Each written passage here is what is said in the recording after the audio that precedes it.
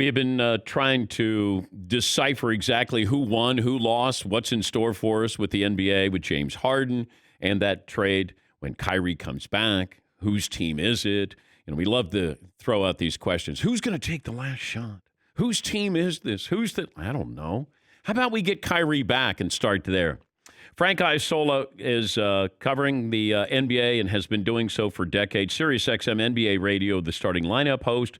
ESPN Around the Horn, Pardon the Interruption contributor, and also works pre and post with the Nets. And we thought Frank would be a great person to have on. Frank, how do you feel about your Nets after this deal?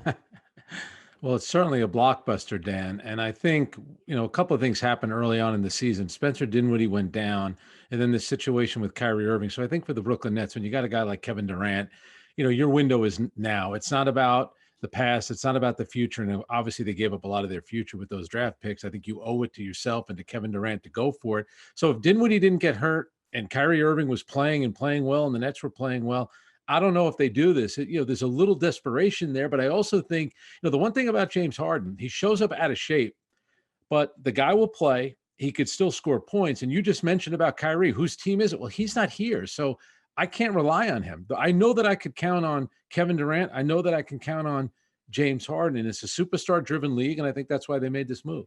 But we're very casual about the Kyrie Irving situation.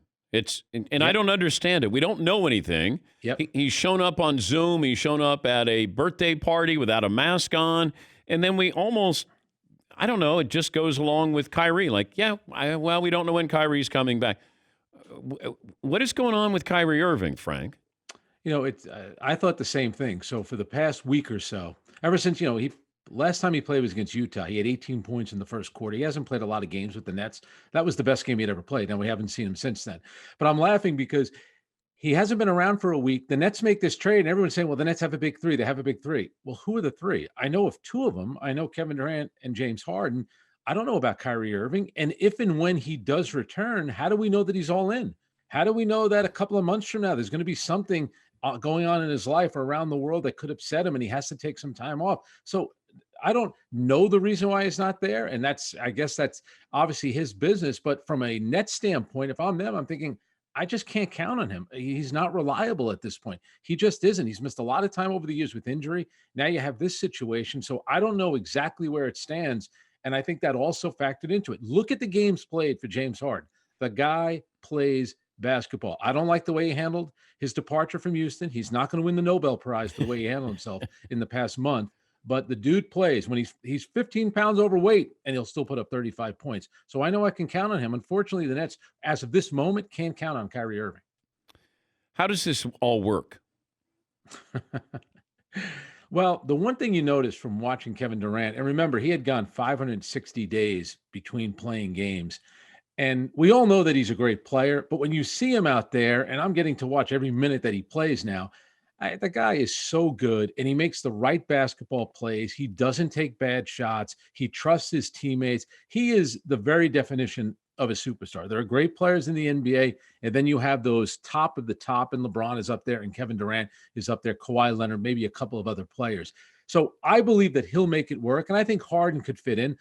The big question mark, the wild card in this whole thing will be Kyrie Irving. How will he feel when the ball isn't in his hands? So that part of it is going to be a struggle. And remember this, the Nets have been a very poor defensive team and a poor rebounding team. And Jared Allen I know he doesn't move the needle. He's a solid role player. He had been their second best player this year.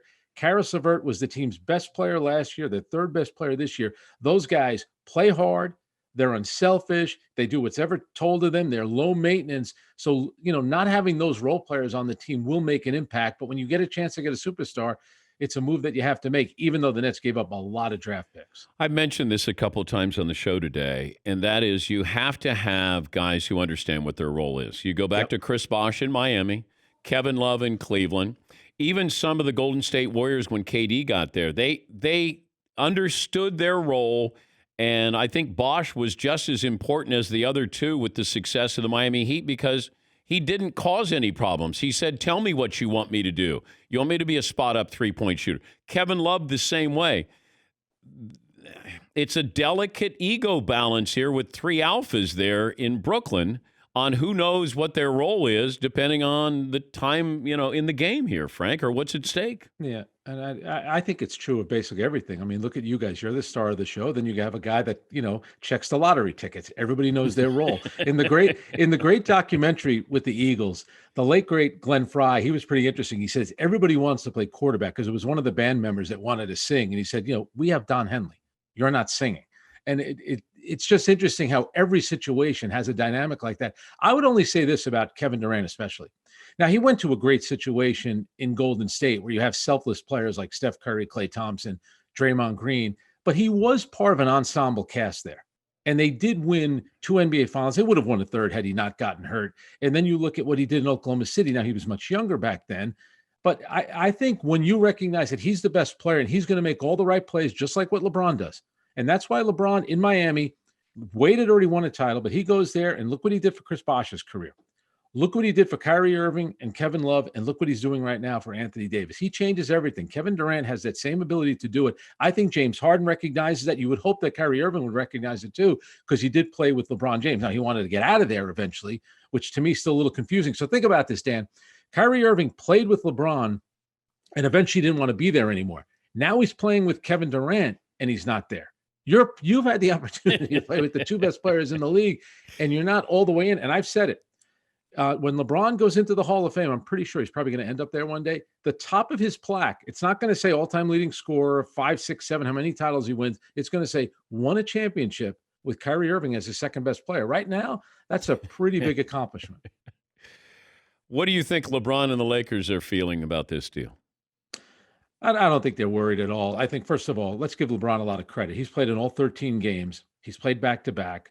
He's 36 years old, more games, more minutes than anybody else. He's played I think it's 270 playoff games. So that guy, you could tell that he sees the light at the end of the tunnel, meaning another championship. I don't think they're that worried about the Brooklyn Nets. He's probably a little bit more worried about the Clippers just because Paul George, to his credit, who was awful in the bubble, the last time we saw him, he hit the side of the backboard on a jump shot. He's actually played very well. Kawhi's playing well. But right now, the Western Conference doesn't look as tough as everybody thought it did. But I'm sure LeBron is looking at the situation and saying, yeah, that's fine. But I'm pretty confident I could beat them in the finals. But Kevin Durant is probably thinking, you know what? I beat you twice in the finals. I'd like to get back there and challenge you one more time.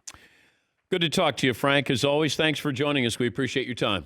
Yeah, keep me involved in that when we find out if we won the lottery. If we won the lottery. We won the lottery. Frank Isola, yes. Sirius XM NBA Radio, the starting lineup, and pre and post with the Nets.